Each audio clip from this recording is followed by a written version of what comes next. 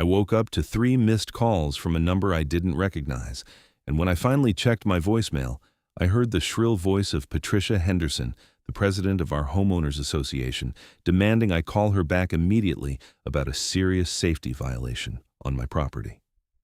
It was 6 in the morning on a Saturday in February, and outside my window in Asheville, North Carolina, everything was covered in a thick sheet of ice from the storm that had blown through overnight. I made coffee first because dealing with Patricia before caffeine was a recipe for disaster. She'd moved into the Ridgemont Hills subdivision about 2 years ago and had somehow managed to get herself elected HOA president within 6 months. Since then, she'd made it her personal mission to cite every minor infraction she could find, from trash cans left out 15 minutes too long to mailbox posts that were half a shade off from the approved color palette. My phone rang again before I could finish my first cup. Patricia's name flashed on the screen. "Hello, Patricia," I said, trying to keep my voice neutral. "Mr. Collins, this is the 4th time I've tried to reach you this morning. I've been driving through the neighborhood documenting storm damage and safety hazards, and your driveway is completely unacceptable." I walked to my front window and looked out at my driveway. Like everything else in the neighborhood, it was covered in ice. "Patricia, there's an ice storm. Everyone's driveway looks like this. Your driveway has a more severe slope than most properties, and the ice accumulation makes it a hazard to the community. I'm issuing you a formal citation. You have 24 hours to remedy the situation or face fines." I felt my jaw tighten. "You want me to remedy an ice storm in 24 hours? I want you to salt your driveway, sand it, or do whatever is necessary to make it safe. The HOA bylaws clearly state that homeowners are responsible for maintaining safe conditions on their property. Patricia, the hardware stores are closed. The roads are nearly impassable. This is unreasonable. The citation stands, Mr. Collins. You'll receive the formal documentation via email within the hour." She hung up before I could respond. I stood there staring at my phone, feeling the familiar frustration that came with every interaction with Patricia Henderson. My driveway wasn't any more dangerous than anyone else's. Sure, it had a slope because my house sat on one of the hillier lots in the subdivision, but it was well within county regulations. I'd made sure of that when I bought the place 4 years ago. True to her word, the email arrived 53 minutes later. It was a formal citation referencing Section 7.3 of the HOA bylaws regarding property maintenance and safety hazards.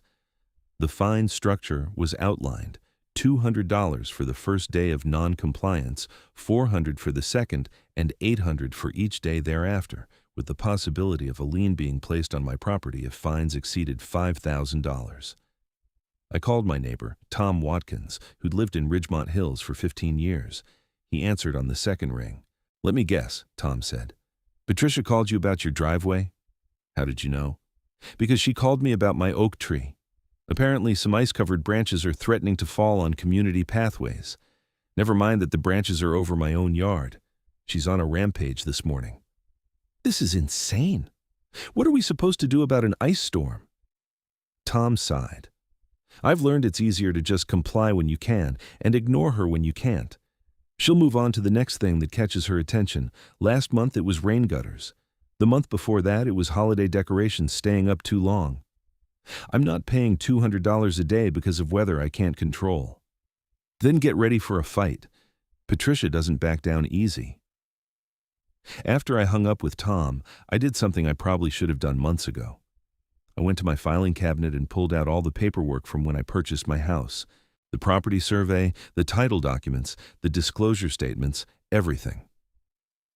I spread them out on my dining room table and started reading carefully. My house was one of the original properties in Ridgemont Hills, built about 20 years ago when the subdivision was first developed. The neighborhood had expanded over the years, with new phases being added every few years. Patricia lived in Phase 4, which had been completed just 3 years ago. As I reviewed the survey, something caught my eye.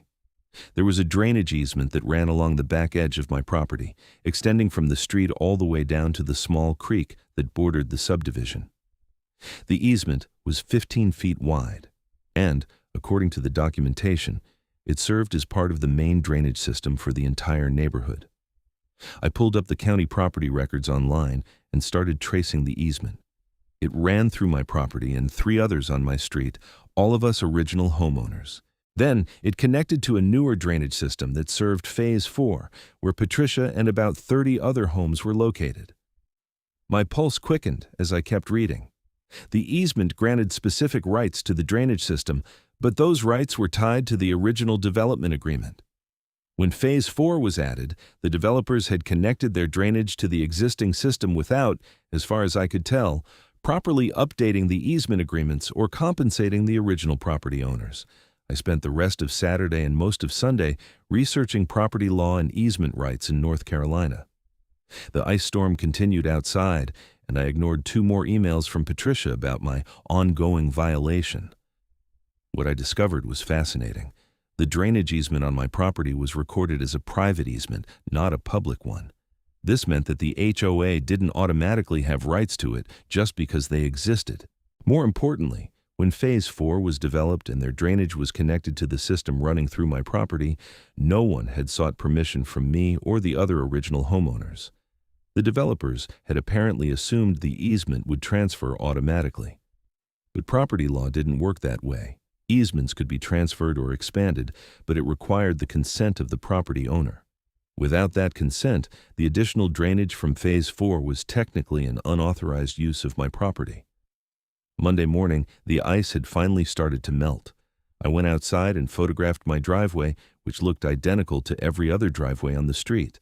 Then, I got in my car and drove to the law offices of Rachel Morrison, a real estate attorney I'd worked with when buying my house. Rachel was in her mid-40s, sharp as a tack, and had a reputation for being thorough. I explained the situation with Patricia and the HOA, then showed her the property documents and what I'd discovered about the drainage easement. She studied the papers for a long time, occasionally pulling up documents on her computer to cross-reference. Finally, she looked up at me with a slight smile. "This is interesting, very interesting.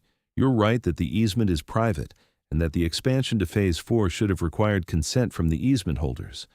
Did you ever receive any compensation or even notification when Phase 4 was built?" "Nothing. I remember the construction, but I never got any paperwork about it." "And you've reviewed your closing documents? No general agreement that would have transferred these rights?" "I've read everything twice. There's nothing." Rachel leaned back in her chair. "Here's the situation, Mr. Collins. You and the other original property owners technically have the right to restrict or even revoke access to this easement, at least for the unauthorized expansion to Phase 4. However, doing so would have significant consequences. The drainage system for 30 homes would be compromised." "I understand that, but I'm tired of being harassed by an HOA that seems to think they can push people around with impunity. What's your goal here?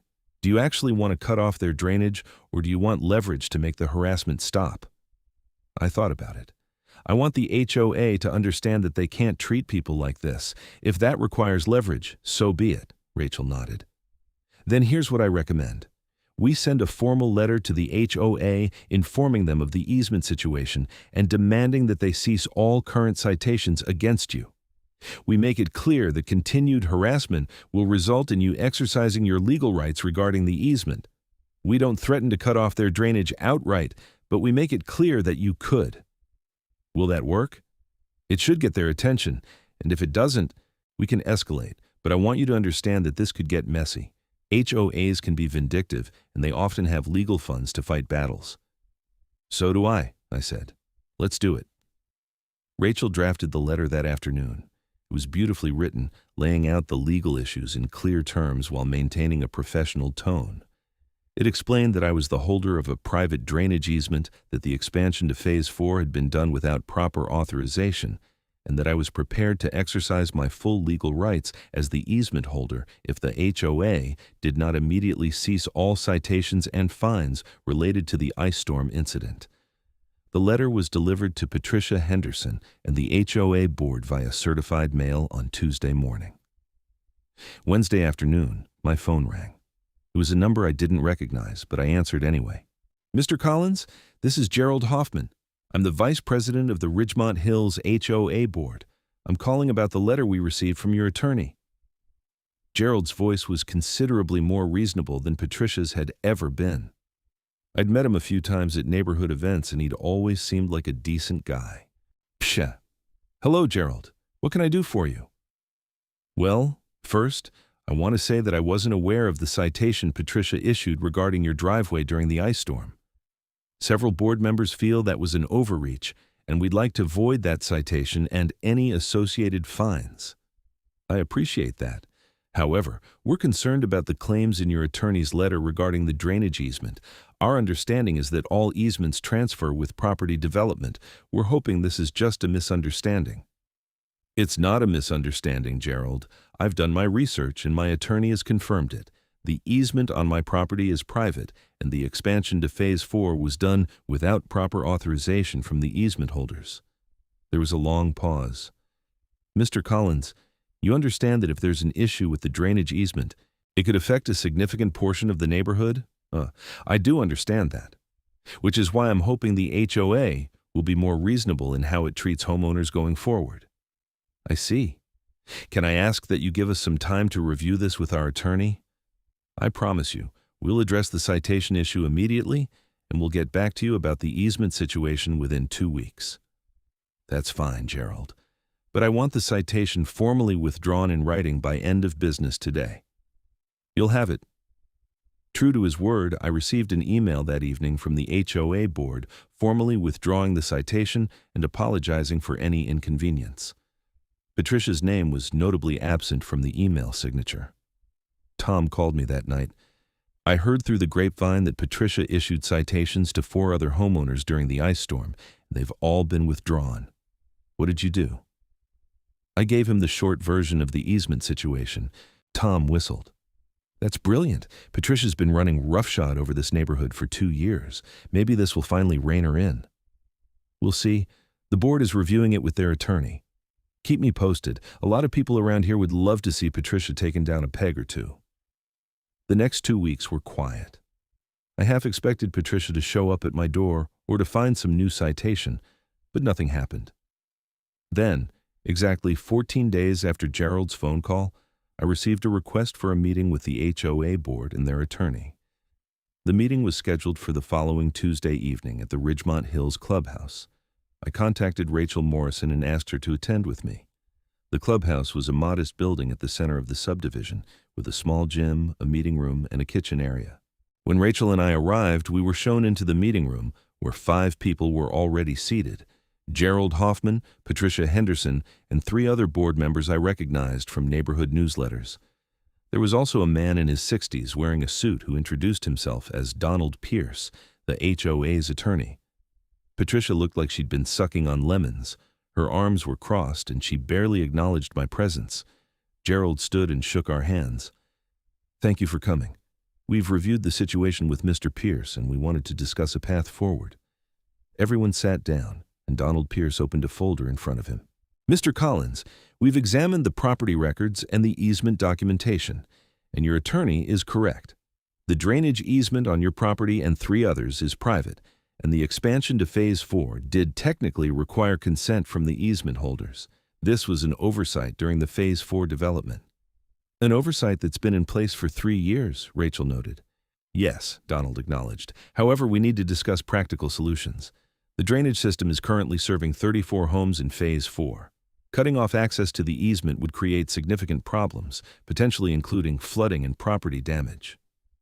We're aware, I said, which is why we haven't taken any action to restrict the easement, but we wanted the HOA to understand the legal situation. Patricia finally spoke up, her voice tight with anger. This is extortion. You're using an old legal technicality to bully the HOA. Rachel's eyes went cold.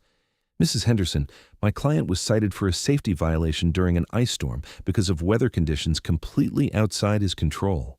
He was threatened with hundreds of dollars in daily fines for something that was, frankly, absurd. If anyone has been engaged in bullying behavior, it isn't Mr. Collins. Gerald held up his hand. Let's keep this productive. Mr. Collins, what would you like to see happen here? I'd thought about this question a lot over the past 2 weeks. First, I want assurance that the HOA will handle citations reasonably going forward. No more harassment over things like weather conditions or minor issues that affect everyone equally. Second, I want proper compensation for the use of the drainage easement on my property and the other affected properties. And third, I want formal easement agreements drawn up that properly document the current situation. What kind of compensation are you looking for? Donald Pierce asked. I think $5,000 per property owner is fair, given that the easement has been used for 3 years without authorization. That's about $1,500 per year, which is modest considering the alternative would be the HOA, having to build an entirely new drainage system. Patricia made a noise of disgust. This is ridiculous. We're not paying $20,000 because of some paperwork oversight. Then we'll pursue the full legal remedy, Rachel said calmly, which would include seeking an injunction to prevent unauthorized use of the easement. Your choice. Donald Pierce looked uncomfortable. Can we have a few minutes to discuss this privately?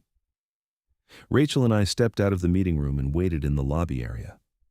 Through the door, we could hear raised voices, particularly Patricia's. After about 15 minutes, Gerald came out alone. He looked tired.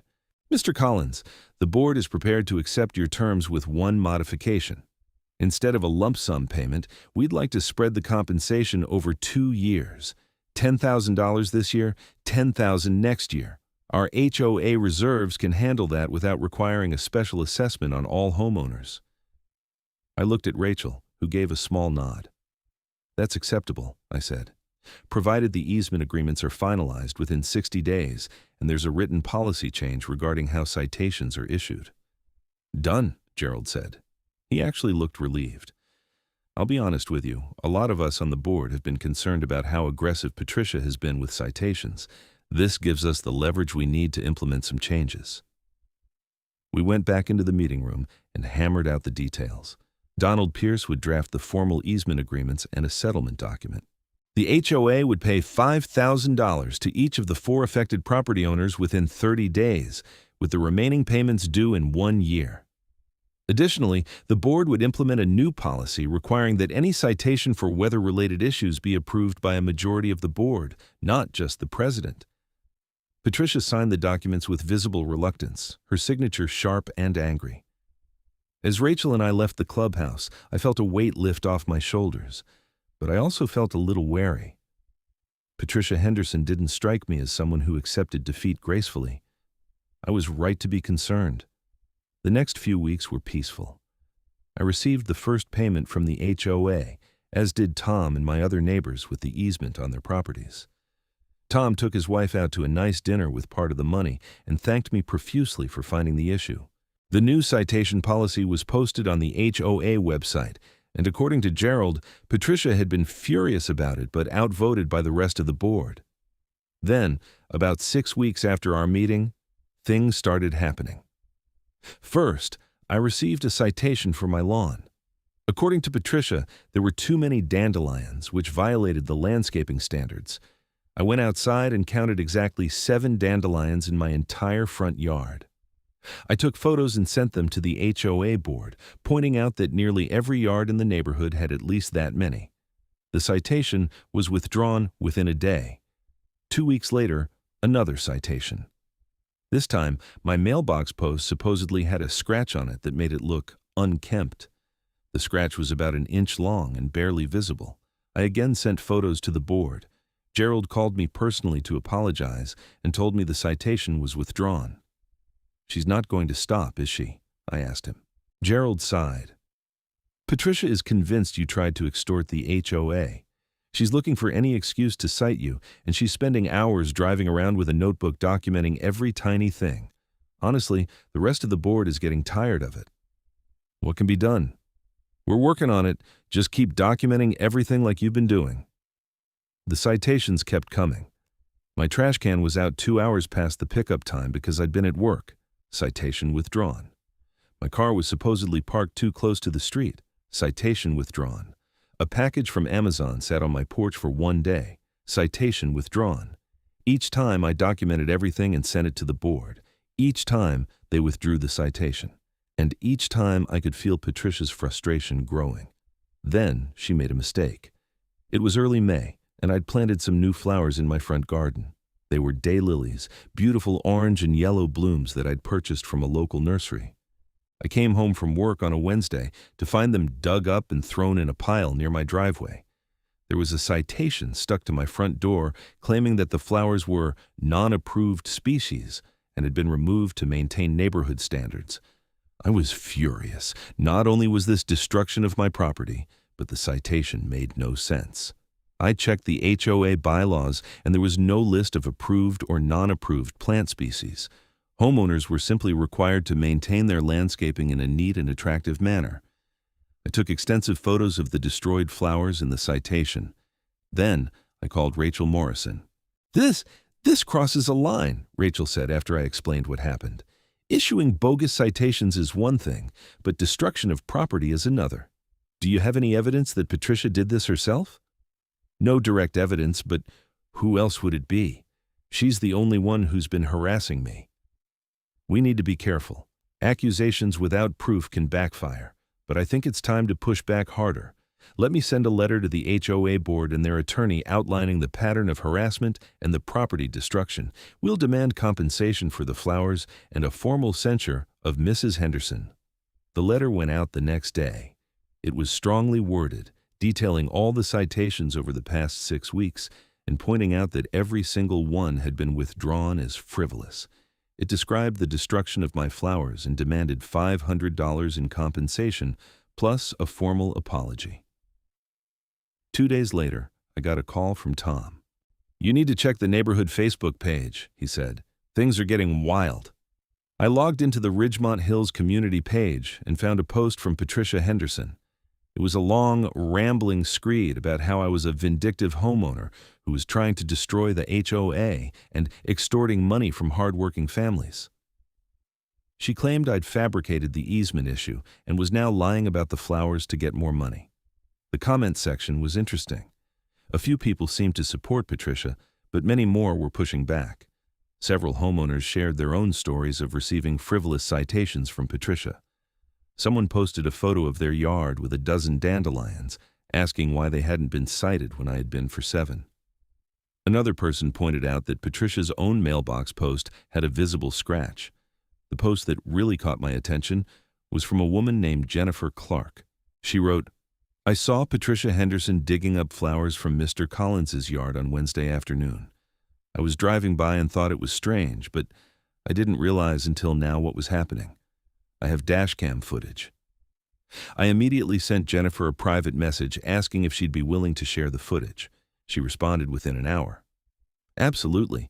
Patricia cited me last year for having my porch light out, even though the bulb had literally just burned out that day. She was rude about it and threatened to fine me hundreds of dollars if I didn't fix it immediately. I'll send you the video file." The dashcam footage was clear. It showed Patricia's distinctive white SUV parked in front of my house. Patricia herself was visible in my front yard, digging up the daylilies and tossing them aside. The timestamp matched the day I'd come home to find them destroyed. I forwarded the video to Rachel, who immediately sent it to the HOA board and their attorney with an updated demand letter. This time, we weren't just asking for compensation for the flowers.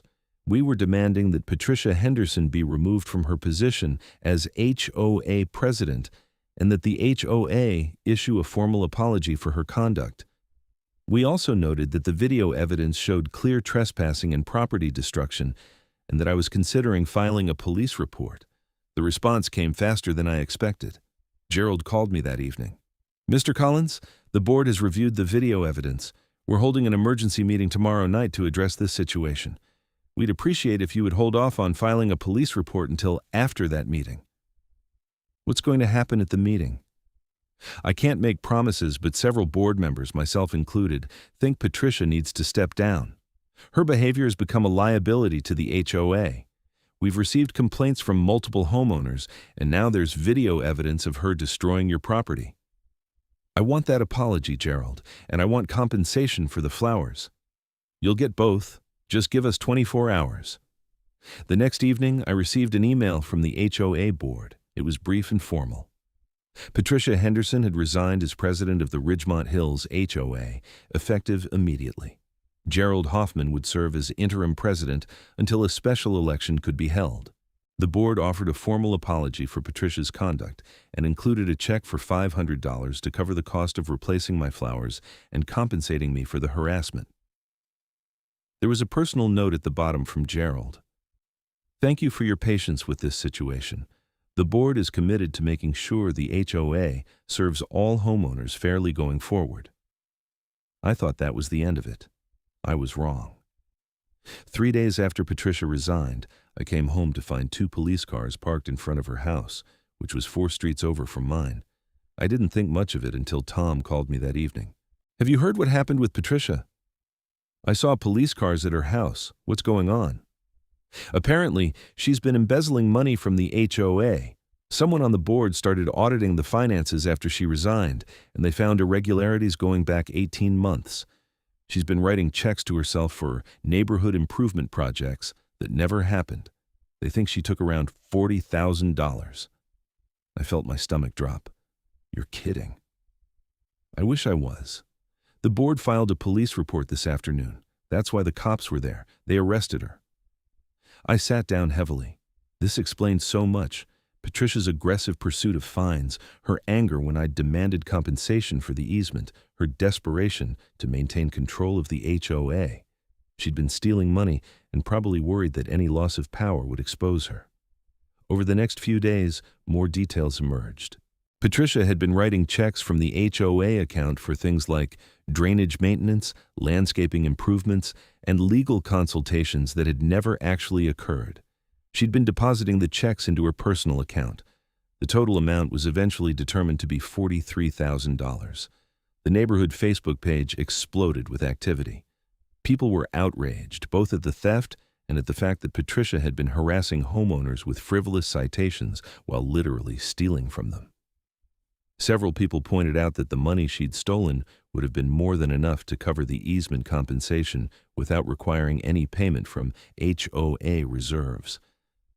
I received a call from a detective with the Asheville Police Department asking if I'd be willing to provide a statement about my interactions with Patricia.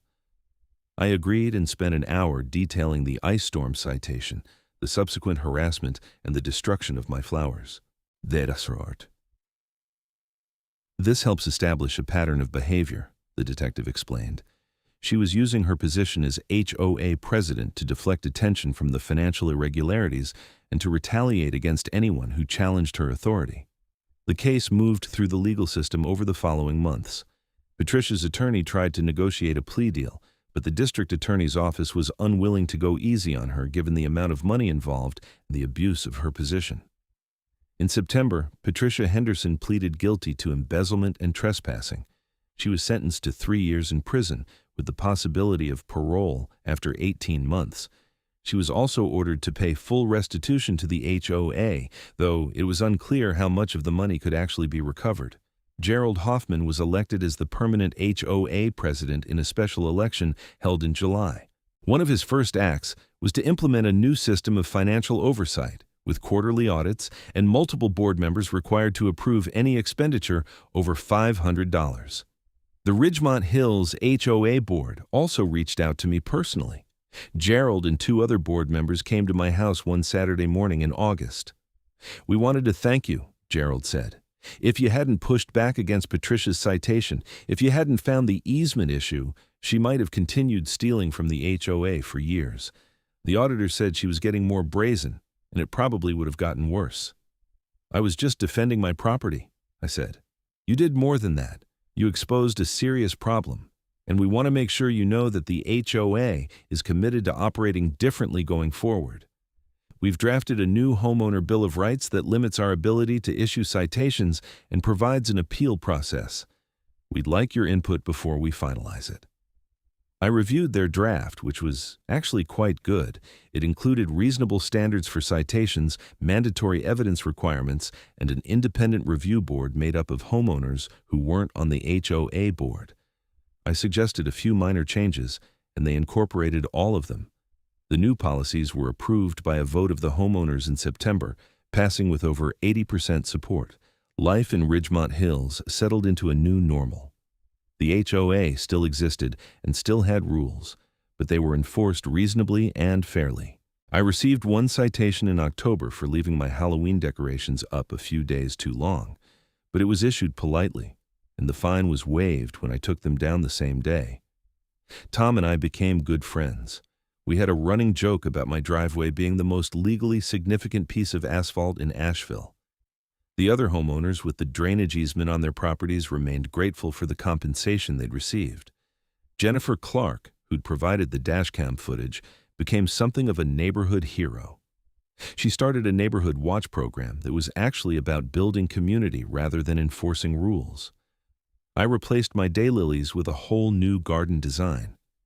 I chose bright orange and yellow flowers deliberately, planting them in the exact spot where Patricia had destroyed the originals. They bloomed beautifully through the summer and fall.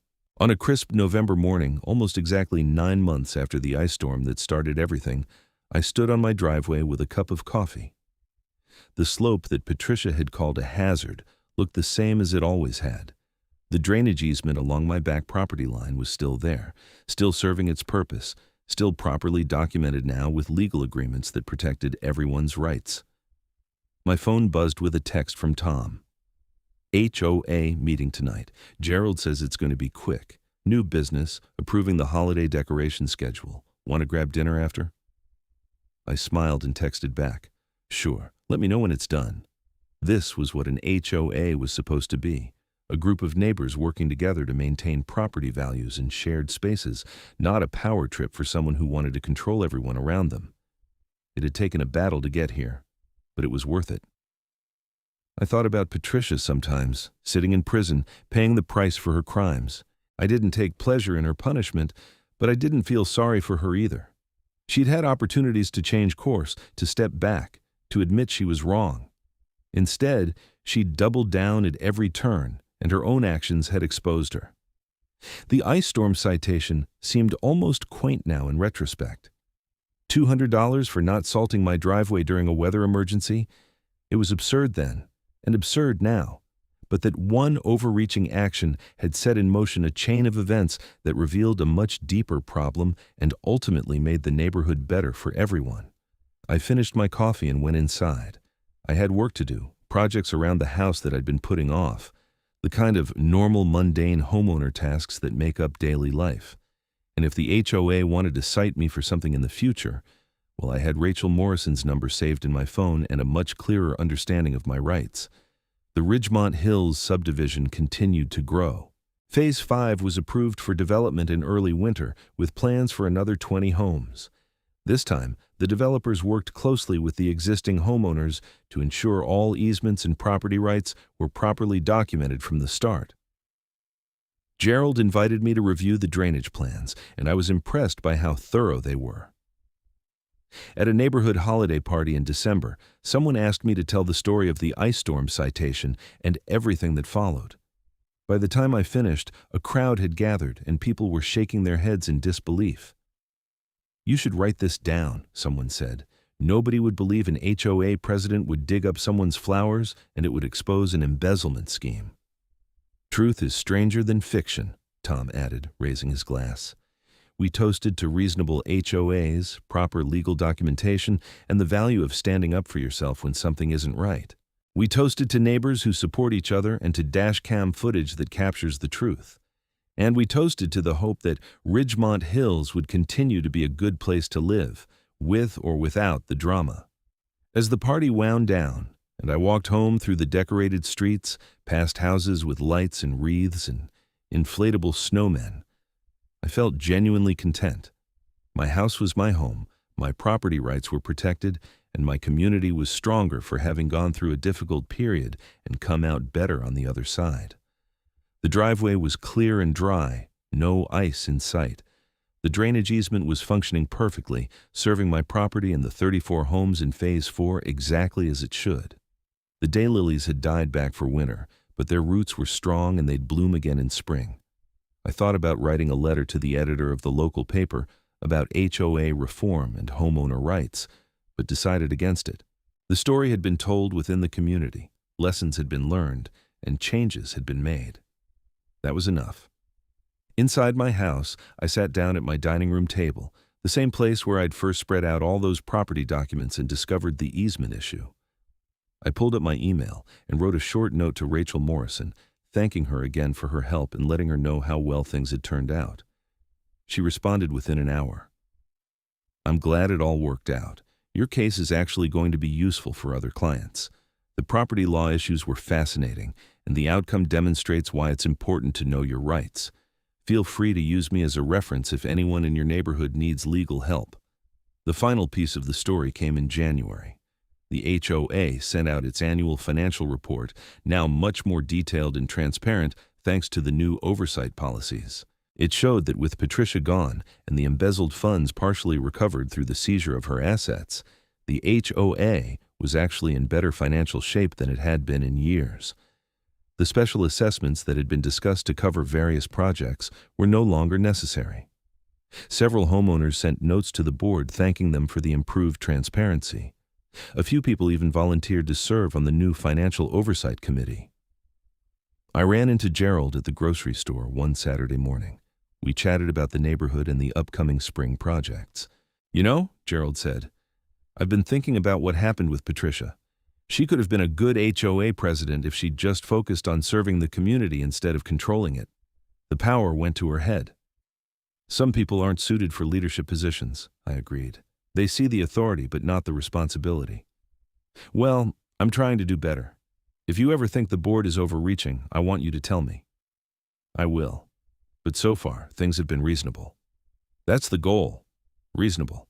It's not a high bar, but apparently it was too high for Patricia." We parted ways, and I finished my shopping.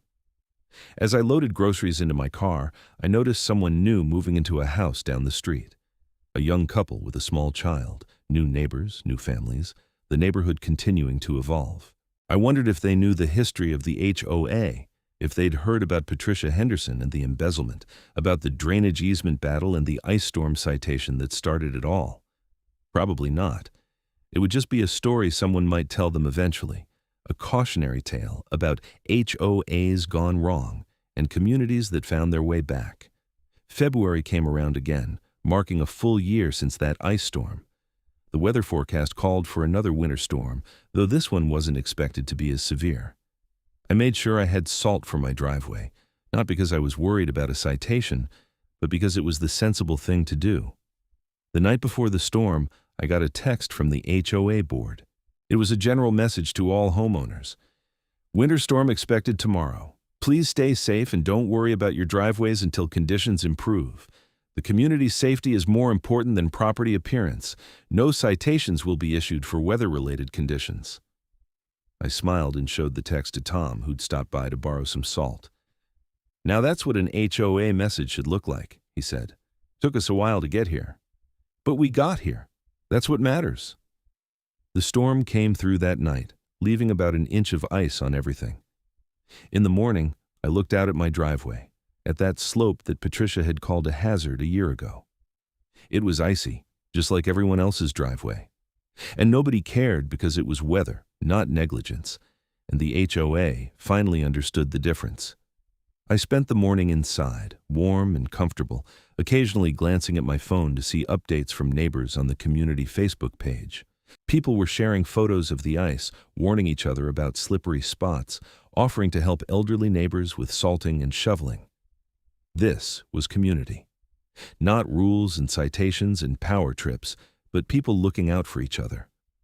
By afternoon, the temperature rose enough for the ice to start melting. I went outside and spread some salt on my driveway and walkway, then helped Tom with his.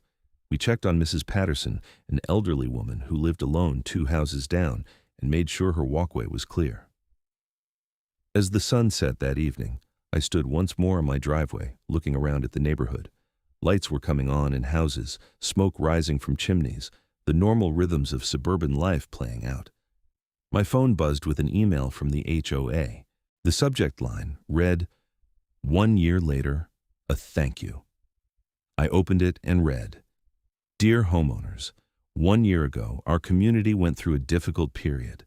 Poor leadership and bad decisions created conflict and eventually exposed serious financial crimes. Since then, we have worked hard to rebuild trust and establish better policies. We want to thank everyone who participated in this process, especially those who had the courage to speak up when things were wrong. Our community is stronger now because people cared enough to demand better. As we move forward, we remain committed to serving all homeowners fairly and transparently. Thank you for your patience and your participation in making Ridgemont Hills a great place to live. Sincerely, the HOA Board. It wasn't a perfect message, but it was honest and appreciative. That was progress. I went inside and made dinner, the events of the past year running through my mind like a strange movie. The angry phone call at 6 in the morning, the discovery of the drainage easement issue, the battle with Patricia, the destroyed flowers, the embezzlement revelation, the arrest, the trial, the reforms. It had been exhausting and frustrating and ultimately worthwhile. The next morning brought sunshine and melting ice. My driveway was clear by noon. I spent the afternoon working in my garage, organizing tools and planning spring projects for the yard. Tom stopped by around 3. Want to grab dinner? A few of us are meeting at that Italian place downtown. Who's us? Me, Jennifer Clark, Gerald, a couple other people from the neighborhood. We're calling it the Ice Storm Survivors Club. I laughed. That's terrible. I know. Come anyway. At dinner, surrounded by neighbors who'd become friends through shared adversity, I felt grateful. Not for the conflict itself, but for the outcome. We'd faced a problem, dealt with it, and emerged better. Jennifer raised her glass. To dash cams and drainage easements. To reasonable HOAs, Gerald added. To knowing your property rights, I said. We clinked glasses and drank, and someone started telling a story about another Patricia citation they'd received, this one for a garden gnome that was supposedly inconsistent with neighborhood aesthetics. We laughed at the absurdity of it all, at how small the problem seemed now compared to what had been uncovered. As the dinner broke up and we headed home, Tom walked with me to our cars. You know what the best part of all this is? He asked. What's that? You were just trying to defend yourself from a stupid citation, and you ended up saving the whole neighborhood from an embezzler. That's pretty good accidental detective work. I didn't set out to expose anything. I just wanted Patricia to leave me alone. And that's exactly why it worked. You weren't on a crusade. You were just standing up for yourself. Patricia couldn't handle someone who wouldn't back down. We said goodnight and drove home. In my driveway, I sat in my car for a moment before going inside. The slope looked the same as it always had. The property line where the drainage easement ran was marked by a line of trees along the back. Everything was normal, ordinary, unremarkable. But I knew the truth. I knew the legal complexities hidden beneath the surface, the property rights that had been overlooked, the system that had been abused. And I knew that I'd been right to fight back, right to demand fair treatment, right to use the leverage I had to force necessary changes. Inside, I pulled out my property documents one more time and filed them carefully away. I probably wouldn't need them again, but it was good to know where they were, just in case. The months that followed were blessedly uneventful. Spring came, and my daylilies bloomed spectacularly. I received exactly 0 citations from the HOA. The neighborhood continued to function smoothly under Gerald's leadership, with board meetings that were productive rather than contentious. In May, I attended my first HOA meeting since the whole situation began. It was nothing like the tense confrontation with Patricia and the board the year before. This meeting covered mundane topics like pool maintenance schedules, plans for a neighborhood yard sale, and a proposal to add more lighting along the walking paths. When the meeting ended, several people came up to thank me again for what had happened. One woman told me that she'd been considering moving because Patricia's constant citations had made her so stressed, but now she was happy to stay. "You saved this neighborhood," she said. "I just defended my property," I replied, as I always did. But maybe she was right in a way. Sometimes standing up for yourself has ripple effects you never intended. Sometimes one person refusing to accept unfair treatment can expose larger problems and create space for necessary change. As summer progressed, I settled fully back into normal life. I worked in my yard, had barbecues with neighbors, enjoyed the pool at the clubhouse. The HOA was present but not oppressive, enforcing rules that made sense and letting go of petty nonsense. In July, I received the second payment from the HOA for the drainage easement, the final installment of the agreed-upon compensation. With that payment, the entire situation was officially resolved. The easement was properly documented, the homeowners were compensated, and the system was working as it should. I took some of the money and hired a landscaping company to do some major improvements to my backyard. They put in a nice patio area and planted several new trees. When the work was done, I invited Tom and his wife over for the inaugural cookout. "This is really nice," Tom said, looking around at the improvements. "Much better than my backyard. You could do something similar. Maybe, or maybe I'll just come over here and enjoy yours." We laughed and ate burgers and watched the sunset over Ridgemont Hills. It was peaceful and comfortable, the kind of evening that makes suburban life appealing. "You ever hear anything about Patricia?" Tom asked eventually. "Not really. I know she's still in prison. Won't be eligible for parole for at least another 6 months. Think she's learned anything?" I considered the question. "Honestly, I don't know. Some people learn from their mistakes and some people just get bitter. I hope for her sake she does some reflection, but it's not my concern anymore." Fair enough. We moved on to other topics, and the rest of the evening passed pleasantly. As Tom and his wife left, I cleaned up the patio and went inside, feeling content with how things had turned out. August brought news that the restitution process for Patricia's embezzlement had been completed. Between her seized assets and a payment plan she'd agreed to, the HOA recovered about $30,000 of the $43,000 she'd stolen. It wasn't everything, but it was enough to cover the financial damage and leave the HOA in good shape. The board sent out a detailed accounting to all homeowners, showing exactly how the recovered funds were being used. Some went to replenishing reserves, some to long-delayed maintenance projects, and a portion was set aside for future legal costs to ensure the organization had proper representation if needed. In September, Gerald announced he would be running for re-election as HOA president. He had no opposition. The election was held at the annual meeting, and he won with 97% of the vote. At that same meeting, the homeowners voted to rename the clubhouse meeting room the Community Accountability Room as a reminder of what the neighborhood had been through and the importance of oversight and transparency. It was a bit on the nose, but the vote passed overwhelmingly. As fall arrived and the leaves began to change, I found myself reflecting on the entire experience. It had been stressful and time-consuming, but it had also been educational. I'd learned about property law, easement rights, HOA governance, and the importance of documentation. I'd learned that standing up to bullies sometimes exposes deeper problems, and I'd learned that communities can heal and improve if people are willing to do the work. October brought another small vindication. The county planning department issued new guidelines for subdivision development, specifically requiring that all easement expansions be properly documented and compensated. The guidelines explicitly cited recent issues in local subdivisions as the reason for the change. My situation with the drainage easement had apparently caught the attention of county officials and led to policy improvements that would help future homeowners. Rachel Morrison sent me a copy of the new guidelines with a note. "Your case is making a difference beyond just your neighborhood. Well done." As winter approached again, the second anniversary of the ice storm, I prepared my driveway properly with salt and sand, not because I feared a citation, but because it was the right thing to do. The weather forecast called for mild conditions anyway, but I was ready. On the actual anniversary date, February 12th, I woke up to a clear, sunny morning. No ice, no storm, just a beautiful winter day in Asheville. My phone had a text from Tom. "Happy ice storm anniversary, 2 years since the dumbest citation in HOA history." I smiled and texted back, "And look how far we've come." That afternoon, I was working in my garage when Gerald stopped by. He had an envelope in his hand. "Hey, Mr. Collins, got a minute?"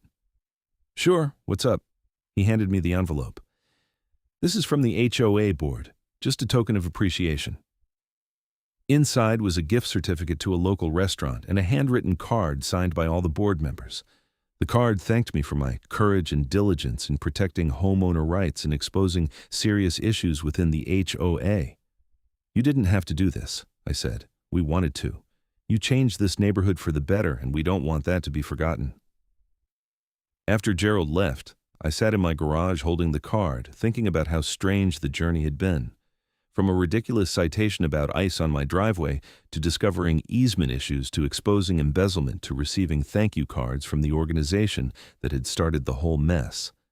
Life was unpredictable. That evening, I decided to write down the whole story from start to finish. Not for publication or anything formal, just for myself. I wanted to remember the details while they were still fresh, to have a record of what happened and how it all unfolded. I wrote for several hours, documenting everything from Patricia's angry phone call that February morning to the dashcam footage to the trial and beyond. When I finished, I had about 30 pages of single-spaced text. I saved it on my computer and backed it up to cloud storage, then filed away a printed copy with my property documents. Maybe someday my kids, if I had any, would read it and understand why their dad was so careful about HOA rules. Or maybe it would just sit in a filing cabinet, a strange testament to suburban conflict and resolution. As February turned to March and winter began its slow transition to spring, life in Ridgemont Hills continued its peaceful rhythm. The HOA functioned smoothly, citations were rare and reasonable, and the neighborhood felt like an actual community rather than a collection of houses ruled by petty tyrants. I saw Jennifer Clark at the mailbox one day, and we chatted about her neighborhood watch program, which was thriving. She told me they'd helped 3 elderly residents with yard work over the past month and organized a tool-sharing program so people didn't have to buy equipment they'd only use occasionally. "This is what the HOA should have been focusing on all along," she said. "Building community, not tearing it down." Absolutely. You know, I still can't believe Patricia was embezzling the whole time. When I took that dashcam video of her destroying your flowers, I never imagined it would lead to exposing theft. Neither did I. I just wanted my daylilies left alone. We laughed at the absurdity of it and went our separate ways. Spring arrived in full force, and my garden bloomed beautifully. The daylilies were spectacular, spreading and multiplying in their bed near the driveway. I added some new perennials around them, creating a display that drew compliments from neighbors. One afternoon in April, I was working in the garden when a car pulled up. A middle-aged couple got out and approached tentatively. "Excuse me," the man said. "Are you Mr. Collins?" "I am. We're thinking about buying a house in this neighborhood, and someone told us we should talk to you about the HOA. They said you had some kind of issue a while back." I brushed the dirt off my hands and stood up. "Come on, let me get you something to drink and I'll tell you the story." We sat on my patio, and I gave them the full account. The ice storm citation, the drainage easement, Patricia's harassment, the embezzlement, all of it. They listened with growing amazement. "So the HOA is better now?" the woman asked. "Much better. New leadership, new policies, actual oversight. It's not perfect, but it's reasonable and fair. That's all you can really ask for." "And you think we should buy here?" "I do. It's a good neighborhood with good people. We went through a rough patch, but we came out stronger. Just make sure you read all your property documents carefully and know your rights." They thanked me and left. A week later, Tom told me they'd made an offer on a house 2 streets over. "You're quite the salesman," he joked. "Tell people about embezzlement and citations and they still want to move here." Because they also heard about how we fixed the problems. That matters. As May arrived, marking over 2 years since the original confrontation with Patricia and the resolution with the HOA, I realized I rarely thought about the situation anymore. It had become just another chapter in my life, significant, but concluded. The driveway was just a driveway again, not a symbol of conflict. The drainage easement was properly documented and compensated, requiring no further attention. The HOA was functioning as it should. Everything had returned to normal, or rather, had achieved a better version of normal. I did receive one more piece of news about Patricia in June. Tom heard from someone whose cousin worked at the prison that Patricia had been teaching a financial literacy class to other inmates. Apparently, she'd decided to use her accounting knowledge for good rather than theft. "Think she's actually changed?" Tom asked. "Maybe. People can change if they want to. Whether she wanted to or was just trying to look good for her parole hearing, I don't know." "Would you forgive her if she apologized?" I thought about it.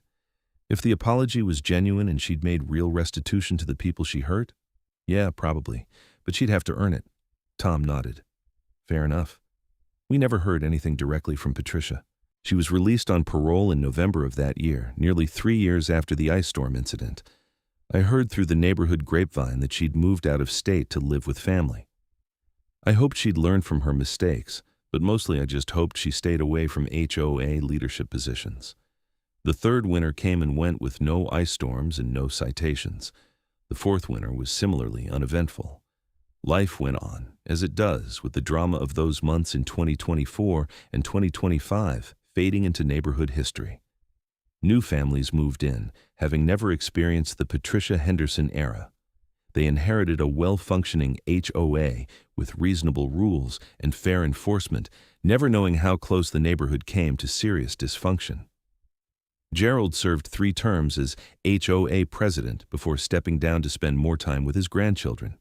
His replacement, a retired teacher named Maria Santos, continued the policies of transparency and fairness that had been established. I remained in my house on the hillside lot with the sloped driveway and the drainage easement. The house appreciated in value as the neighborhood thrived. The daylilies bloomed every spring, a living reminder of the battle that had been fought and won. Sometimes, on quiet evenings, I'd stand on my driveway and look around at the neighborhood. Kids would be riding bikes, neighbors chatting across property lines, the normal and beautiful mundane life of a suburban community. And I'd think about how different things could have been if I'd just paid that initial $200 fine for ice on my driveway during a storm. But I didn't pay it. I stood up for myself. I found the leverage I needed. I helped expose corruption. And in doing so, I helped create a better community for everyone. The slope of my driveway never changed. The drainage easement continued serving its purpose. The ice and snow came and went with the seasons. But everything else was different, better, because sometimes the smallest acts of resistance lead to the most important changes. That's the story of how my HOA called my driveway a hazard during an ice storm and how I pulled their drainage easement rights. But more than that, it's a story about standing up to bullies, knowing your rights, documenting everything, and the unexpected ways that one person's fight for fairness can transform an entire community. And if there's a lesson in all of it, it's this: read your property documents carefully, know your rights, and never accept unreasonable treatment just because someone has a title and thinks they have power over you.